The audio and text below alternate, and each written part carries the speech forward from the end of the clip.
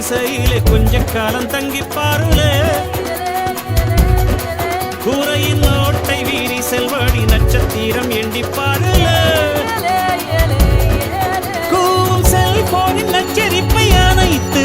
கொஞ்சம் செல்வண்ணின் உச்சரிப்பை கேட்போ வெறும் காலில் செருப்பின்று நடந்து மண்ணோடு பேசிக்கொண்டு போவோம் மழலைகள் ஆவோ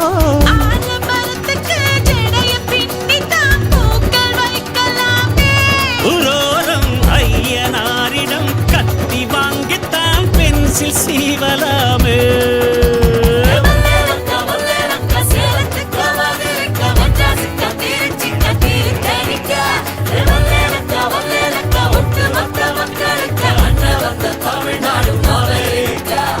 காவிரி யாரும் கை குத்தல் அரிசியும் மறந்து போ